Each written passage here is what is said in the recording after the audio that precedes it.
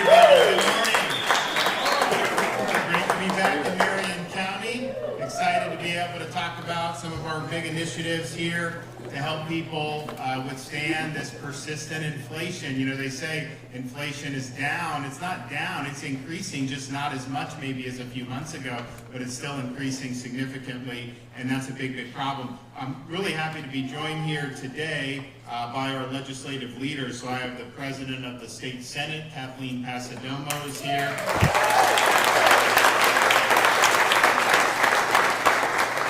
And the Speaker of the House of Representatives here in Florida, Paul Renner, is with us. And they're going to be working to make sure that this relief becomes a reality in this upcoming legislative session, which is going to be really great. We're also joined by Brittany Morley, who's a mother of 2 from here in Ocala, as well as Jason Housestead, father of 5, soon to be 6.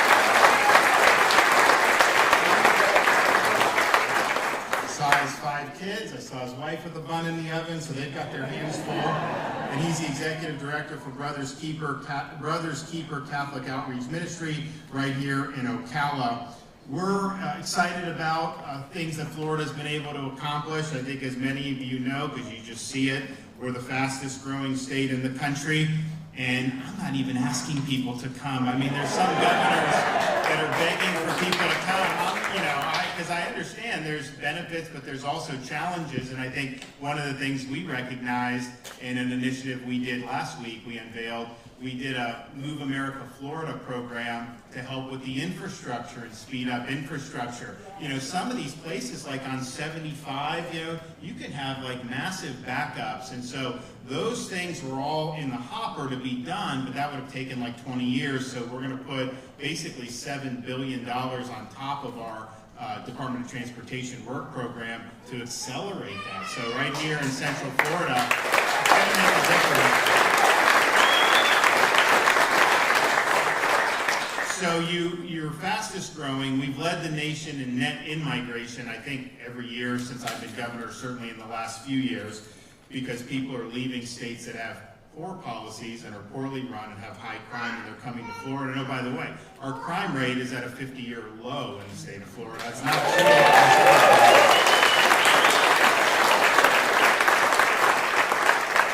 We have one of the lowest per capita tax burdens in the country, and no income tax, and we'll keep it that way, but also some of the other tax relief we've been able to do.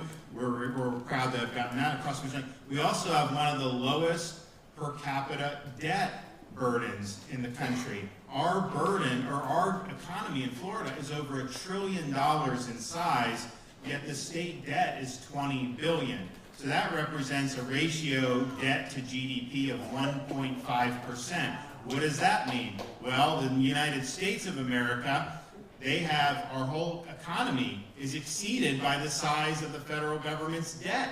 And so the debt to GDP ratio for the federal government is 130%, larger than our economy by a country mile. So we have very low debt.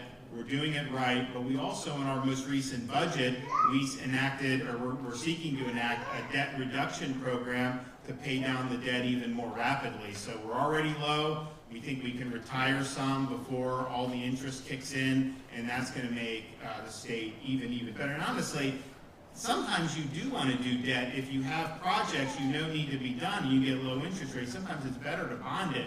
So it isn't like having any debt is a bad thing, and honestly, you can make the argument we probably don't even need to worry about because it's so low, but I think we want to stay ahead of the curve. So we're doing that, which is really, really exciting. We're also, and I think every year since I've been governor, but certainly in the last few, #1 in the nation in new business formations. And if you think about that, California is almost twice, they're like 39 million people, we're 22 plus, and yet we have more new business formations than California or any other state, and by a significant margin. So we're proud of that.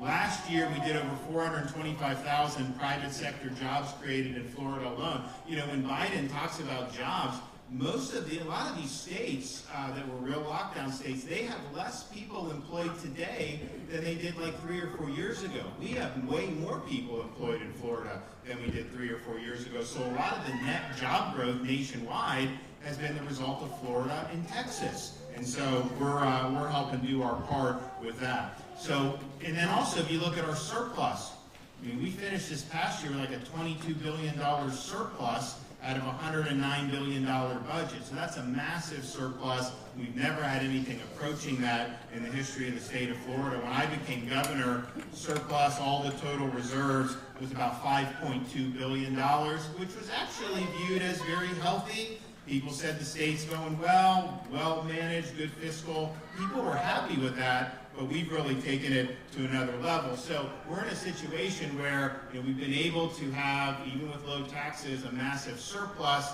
So how do you do that?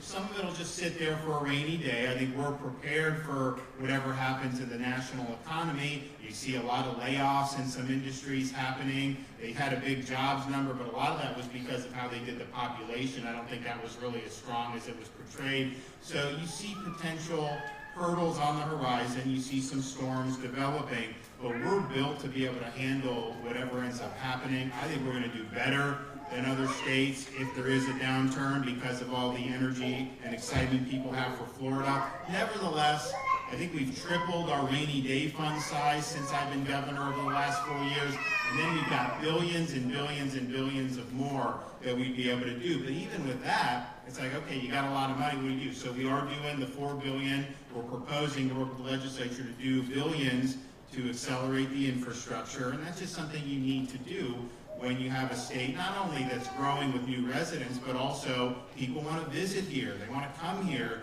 and that's happened a lot over the last few years. So you do that. But we have to take some of this money, a big chunk of it, and return it to taxpayers and give taxpayers savings, particularly when you see inflation the way it's been over the last 1.5 to 2 years. 2 years ago they said there wouldn't be inflation. I think 2 years ago inflation was like 1.4%.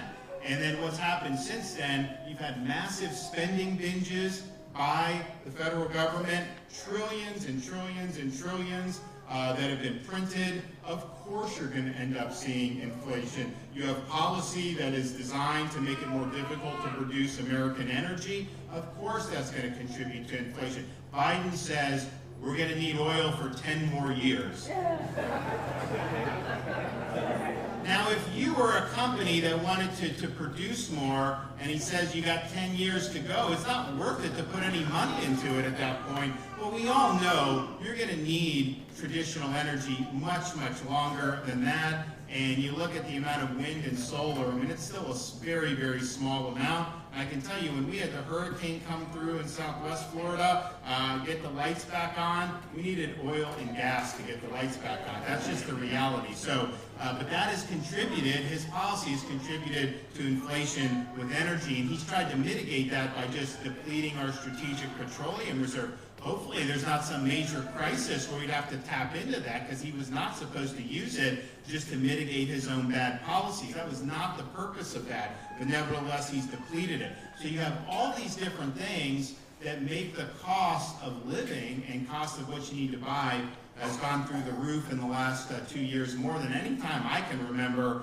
in my lifetime. Probably got to go back to like the late 70s when you saw inflation at this level. So we need to do a lot to be able to give people relief from the inflation so they're able to make ends meet. We already enacted, thanks to the legislature meeting in December, we enacted this massive toll relief program. So everybody who's a commuter, you do a certain number of tolls in a month, they send you a rebate for half of the total cost of your tolls for the month.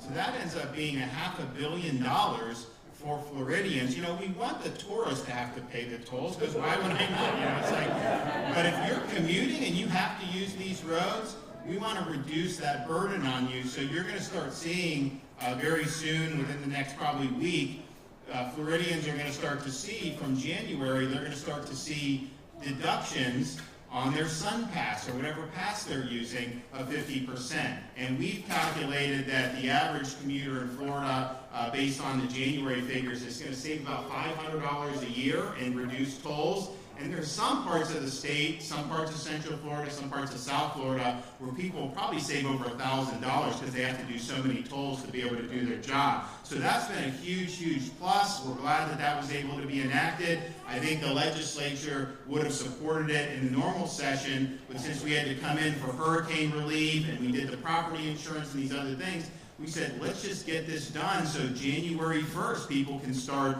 feeling this relief. So that's really, really exciting. And now we have all these other proposed tax relief items that are going to make a real big difference for Florida families. And we've mentioned this during the campaign. I mentioned it the other day when we were announcing our budget. But one of the things that we're going to propose is a permanent tax exemption on all baby and toddler necessities. Diapers, baby clothes, shoes, baby wipes, cribs and strollers. And so if you're a family, I mean, you're going to have new expenses here with their family, you're going to be able to save money, you know, all throughout the year because these are things you have to purchase. You can't really get around it.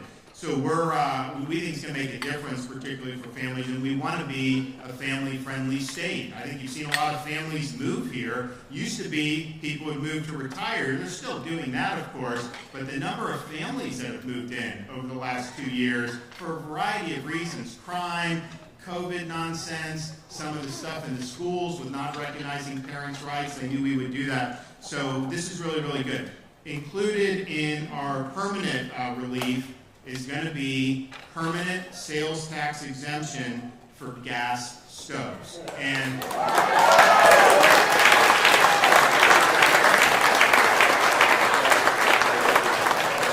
they are trying to take away your gas stove. Okay? This leaked out, there was blowback, so they kind of backed out. But then you see the documents, they've been working on this in Washington to try to do it. New York just did something that says you can't do gas. Now in Florida, the way Florida was built up, it was built more around electric stoves.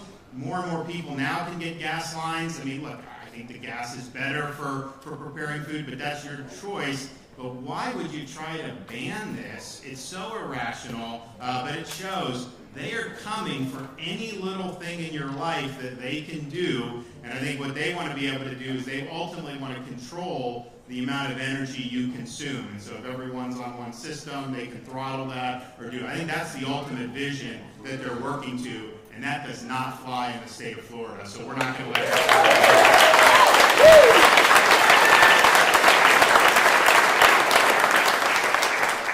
We also have this tax holiday on all the Energy Star appliances. That's in effect now. That will continue, which we think is appropriate.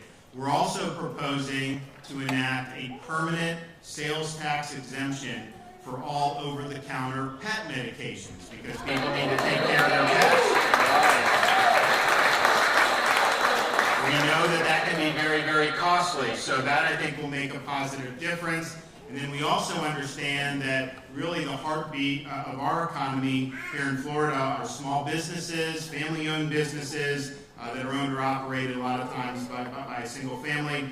We are going to double the savings for small businesses who e-file their taxes. And so that'll save about $141 million across the state of Florida. And look, it isn't like it's going to be $20,000 a business, but every little bit helps, and this will be very, very positive relief, and that will be a permanent change as well. So in addition to all that, we understand that we're going to have inflation certainly for the next year, so we're going to do a number of one-year sales tax exemptions for key items. So you may see some of the stuff up here. We're doing all children's books, children's toys, and youth athletic equipment will be tax-free.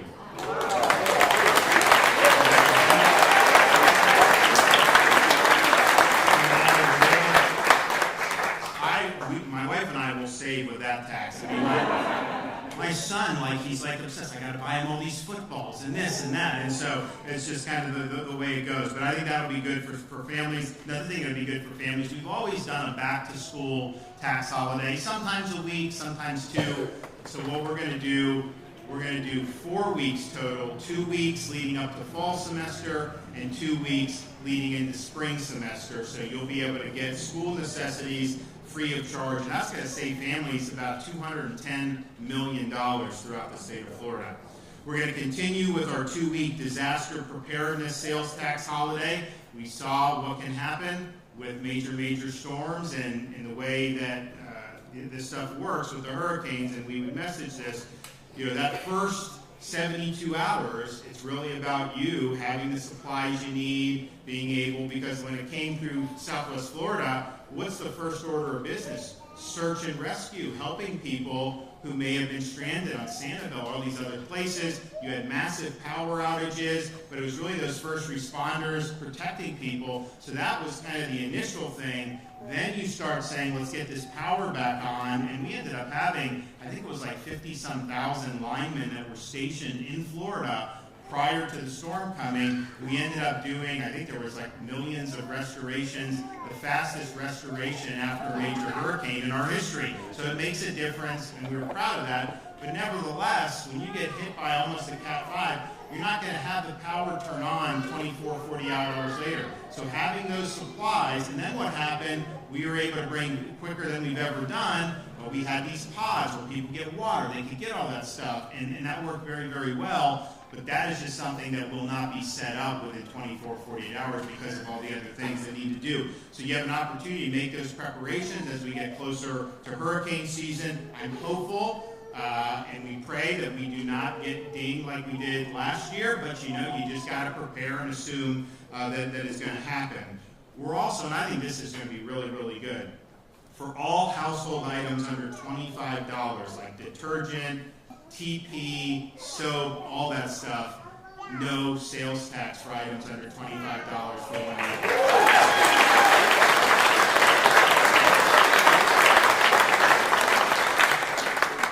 We're also, this is maybe my favorite, we're going to do 1 year sales tax exemption for all pet food so that people are able to feed their pets.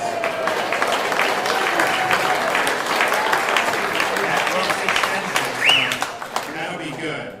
And then finally, anything in addition to 25 obviously would be included, but above that, 1 year exemption on oral hygiene products, so that'll be about a $45 million savings for Floridians throughout the state of Florida. We also did something this past summer, the first ever Freedom Week tax holiday. And so it was outdoor equipment, tickets for events or museum or whatever, because we want Floridians to enjoy the summer. It can get a little hot, so we want to be able to provide that. So that was popular, but it was kind of a short period of time. So we're going to take that Freedom Summer tax holiday, and we're going to make it 15 weeks throughout the summer. So you will save on outdoor activities, supplies, equipment all summer long, and that'll save Floridians $250 million this summer.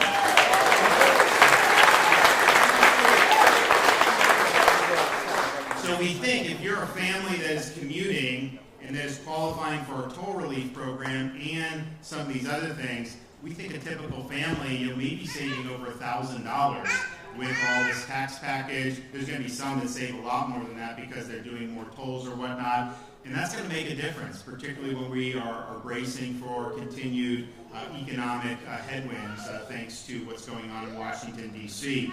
And if you look at our budget that we unveiled last week, so yes, we're proposing massive tax relief, we're proposing infrastructure, all that other stuff, still have a massive surplus. We're able to do record $26 billion for K-12 schools in the state of Florida. We're able to do $1 billion categorical for teacher pay increases. We're able to do $1.1 billion for water quality and Everglades restoration projects. $100 million for Governor's Job Growth Grant Fund to help, and we've done that in Central Florida, where we can help, build a road from like an industrial park so that you can end up moving more product and do job training. Great stuff out of that. Almost $200 million for pay increases for our state law enforcement officers and correction officers.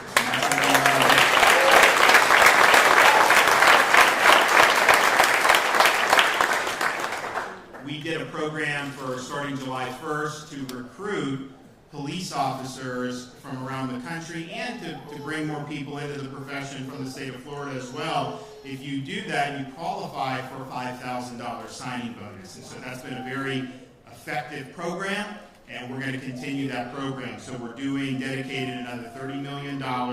So that's July 1st, the program keeps going, and people that are coming can get a $5,000 signing bonus. They treated the police so poorly in a lot of these cities across the country, and when you come to Florida, yeah, this is an incentive, and yeah, $5,000 is great, but I think more than that, it just sends the signal that Florida appreciates your service. We're a law and order state. We're going to make sure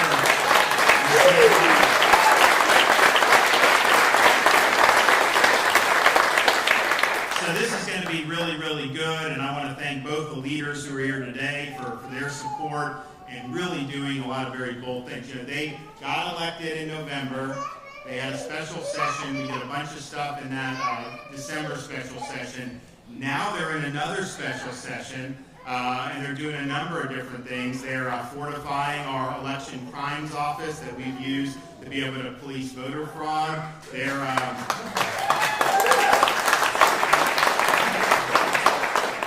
fortifying our fight against illegal immigration so we can be moving illegal aliens to places like Martha's Vineyard.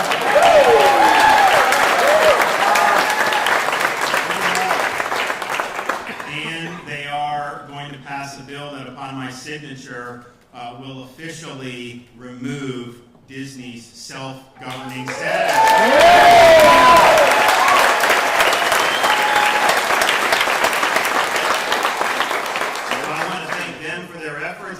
You've had in recent memory a situation where the legislature has been as busy leading into a full legislative session, which will start second week of March. So my hat's off to them for their hard work, and we look forward to working together these next few months. And at the end of the day, when you're in these positions, you get elected and you deliver results. That's what it's about, is delivering results. And so we have done that over 4 years, and I think the best is yet to come. So Kathleen, why don't you come up and say a few things?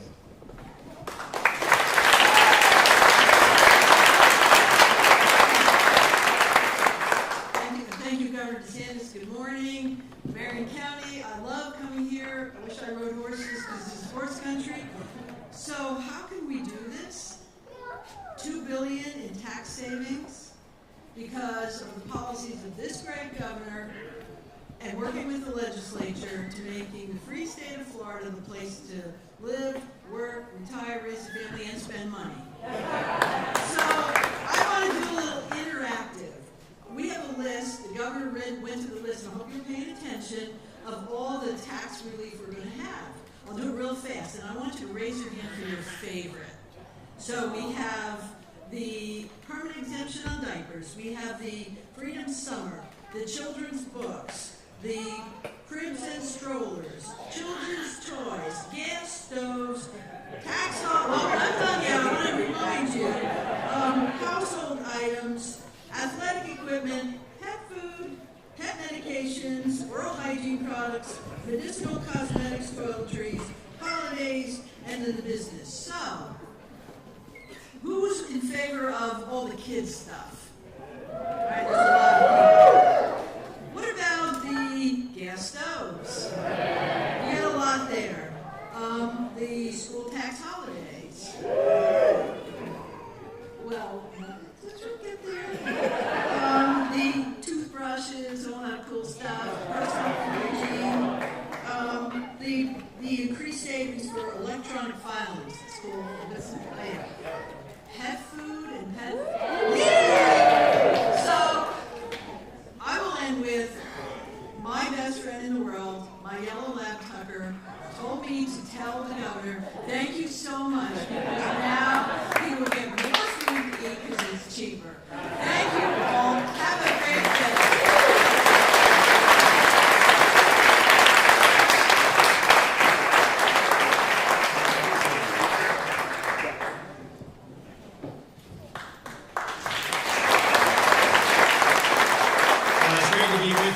Up in Washington, D.C., they're spending a lot of money and really not delivering any results. This governor and our legislature deliver results. We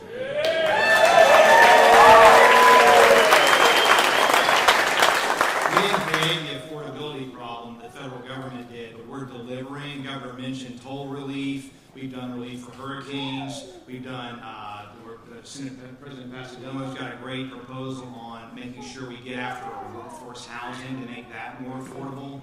And in today's bold proposal, we're going to deliver tax relief to every single Floridian.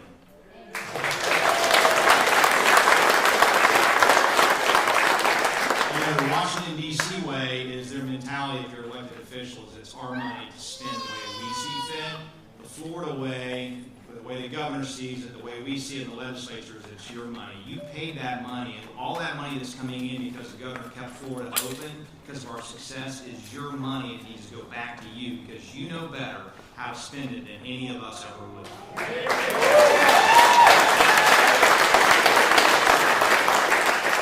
What I love most about this tax proposal is, Florida is, because of the governor's leadership, has a friendly business place, open for business. We've always been the #1 state for veterans. But this really puts our mark as to be the #1 state, the most pro-family state in the nation.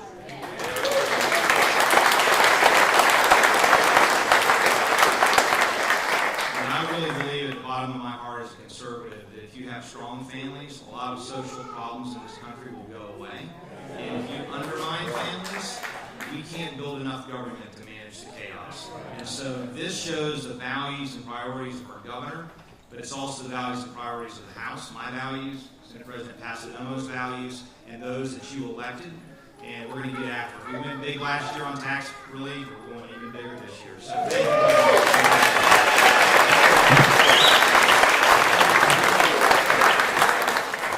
And the speaker is also in the process of pushing through, because people have always asked me, about this, and I'm like, they need to pass it. So he's going to do constitutional carry in the state of Florida.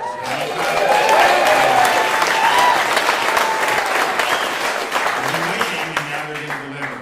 Okay, we want to hear from Brittany Morley. Come on up.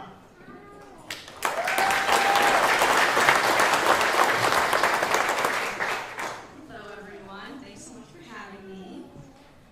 Let me preface by saying that in my distal past, I was once a single parent. Therefore, I understand the hardships that often accompany that role.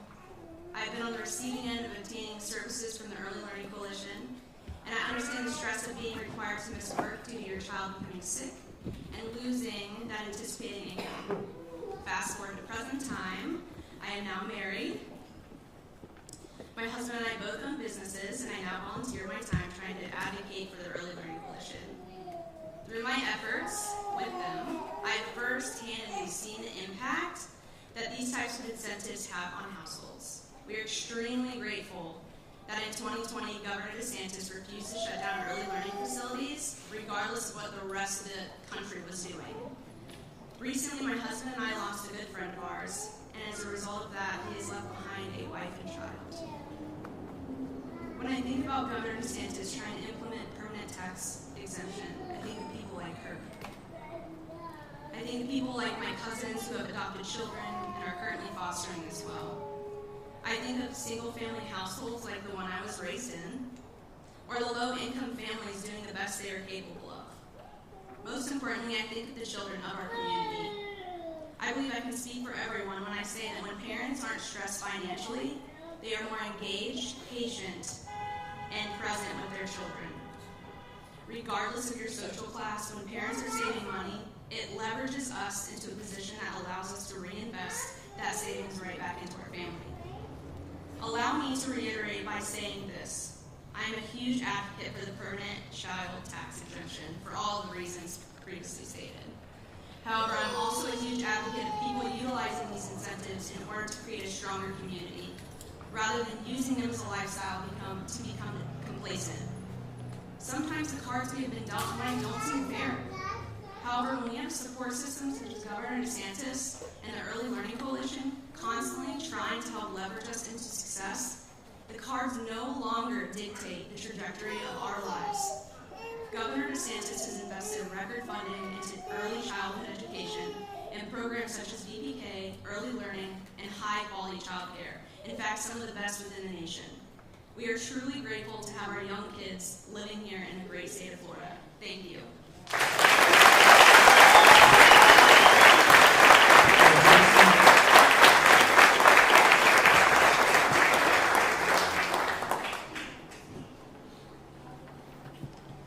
Good morning.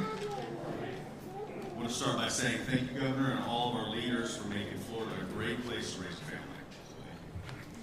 My name is Jason Halstead. My wife, Lena, is here, and these are our 6 kids. Our newest addition is arriving in May, a little girl. We have an 11-year-old, a 10-year-old, an 8-year-old, and a couple 5-year-olds. So we know how important it is for families to find cost savings on everyday things, especially baby items like diapers and wipes. Our twin boys are 5 now, so we're kind of out of the diaper phase. But at its height, we were spending about $120 every month on diapers and wipes. So we definitely welcome that tax relief because we're about to do it all over again. Now this relief couldn't come at a more important time. As gas prices, food costs, and inflation keep rising higher, we are adjusting and we're making sacrifices in our family to manage. But I know how blessed we are because I've seen the real needs of people firsthand and the harm that all these soaring prices are causing. See, I work full-time at Brothers Keeper, which is the outreach ministry of Blessed Trinity Catholic Church here in Ocala. And I'm seeing many, many individuals and families who can't make their ends meet just by changing their budgets. These price increases we're seeing are leaving them without necessities. In fact, if you compare 2021 to 2022 at Brothers Keeper, we saw our demand for everything double. That includes food, diapers, clothing, hygiene items, and more. We attribute that in part to the growing population, but primarily, this increased request for services is directly connected to rising inflation and the struggling economy. The biggest problem with all this is that every time inflation goes up, it makes it harder for families to save. So when life throws a family a curveball, a car breaks down, somebody gets sick, job loss, they can't afford it. A simple problem throws families into crisis. If we can start putting more money back into their pockets, I know that this relief will have a lasting and immediate effect and provide relief for families that are on the margins who are struggling to stay afloat. While we're grateful at Brothers Keeper that we can help with our efforts, I know that tax reform will make a big difference to those that we serve and everyone who donates to us so that we can all work together to assist those in need. As a family and as a charity, we really appreciate what the Governor is doing to provide relief for families. Thank you, Governor. May God continue to bless you with wisdom and courage.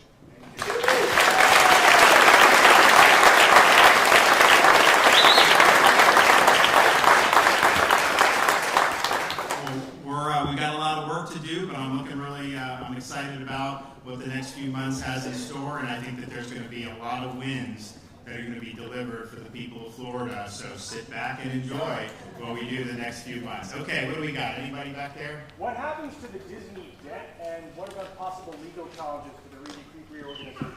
So Disney's going to pay its debt. And I think if you remember when we did the initial special session where we set the sunset date, and we knew we'd have to deal with this. I always said that they're going to come in and we're going to figure out the best way to do it. So what I said really for the last 6-9 months is Disney is no longer going to have self-government. They're not going to have their own government. Disney is going to pay its fair share of taxes, and Disney's going to honor the debt, and that's exactly what this proposed piece of legislation will do. If you remember when we first went down this road last spring, a lot of folks in the media were saying that, oh my gosh, Disney's actually going to pay less taxes and Floridians are going to pay more taxes. They were saying that, and I'm like, you've got to be kidding me. Well, this puts that to bed, and so those debts will be honored and those will be paid. Now, this is obviously now going to be controlled by the state of Florida, which is no longer self-governing for them, so there's a new sheriff in town. And that's just the way it's going to be.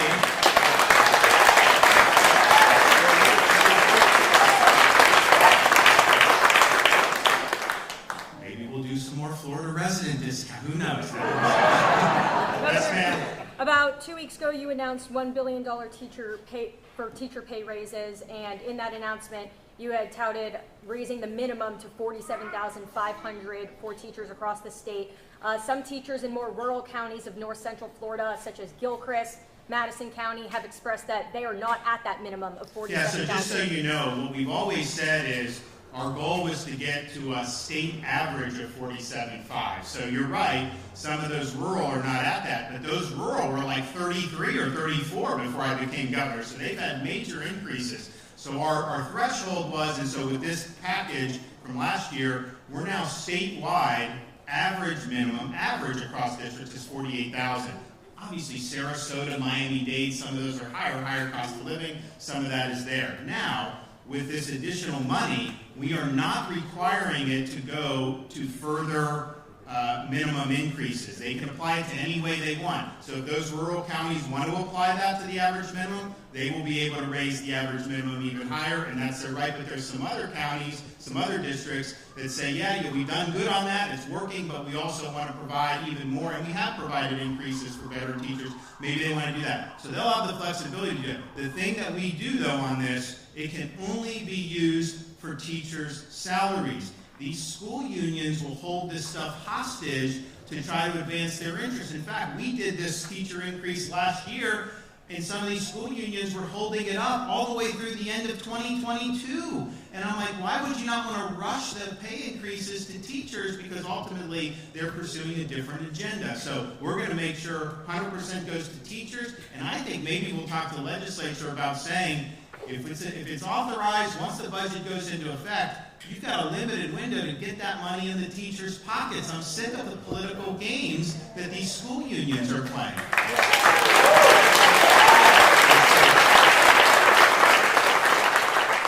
Governor, former President Trump yesterday made a series of posts on Truth Social directed at you. Some were insinuating that you... So here's what I would say about it. My question is, how would controversial. your proposed legislation against defamation address those posts that could be considered damaging? Well, if you think when we did the defamation panel yesterday, I made the point, look, I have a platform. It's different for me because I can fight back, and people just know I face defamatory stuff every single day I've been governor. That's just the nature of it. But I have a platform to fight back. A lot of these other people that are more little, they don't necessarily have a platform to fight back. And so in terms of our reforms, I really want to empower them more so than people that occupy high positions like me. It just goes with the territory. You got to have a thick skin. It's also just practically speaking, I would not take time out of being governor to be fighting lawsuits. It's just not practical in terms of what we're doing. And I'd also just say this. I spend my time delivering results for the people of Florida and fighting against Joe Biden. That's how I spend my time.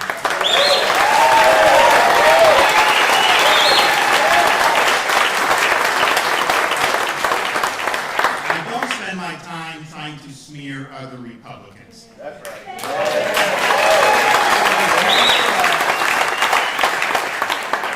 If you wouldn't mind, I'd like to get back to Rainy Creek. One of the provisions in the bill that was passed last year, and one of the concerns in the legislature was that Disney had certain privileges that its competitors did not have. While it's true it will not be self-governing, it will still have tax exemptions and advantages that other competitors like universities... Well, actually, there's a provision in there, and they can correct me, that actually gives the state the ability to tax Disney for a lot of the benefits that they've accrued over the years. And so they will actually be subject to more ability to be taxed. You also have a board that's going to be in place that's going to maybe more accurately determine the value of the property in terms of getting that relief there. So they're going to end up paying more taxes. That's just around. There were a lot of things that were stripped in terms of some of these special provisions. You know, there were some that were retained, and they can make the discernment, but I think that will not be in Disney's control. That'll be in the control of the state government to use. And one of the things I've said, and when I appoint the board members, I will say, Disney needs to live under the same laws as everybody else. So they will be able to apply the same type of laws in that local district that are applied to their competitors. So that will all happen. Some of it just may be having to be done by the board. But I think by and large, what they did either gets us there or gets us where we need to go. Could Speaker Renner, can you come up to the microphone and address that also? And can you also address, since they had till June 1st, why do it now and not during the regular session? Well, we don't wait around to fix things. So.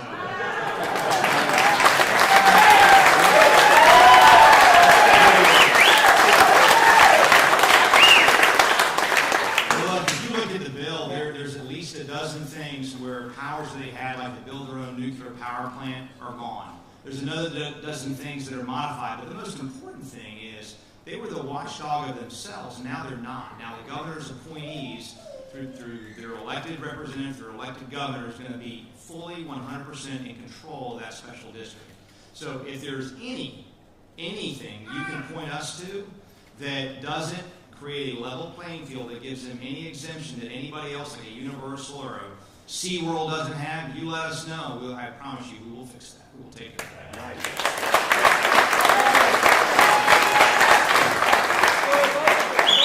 The drug import program that Florida had applied for back in November 2020, obviously it was a big federal court ruling that might have moved the needle forward. The president has said again last night during State of the Union he wants to lower drug prices.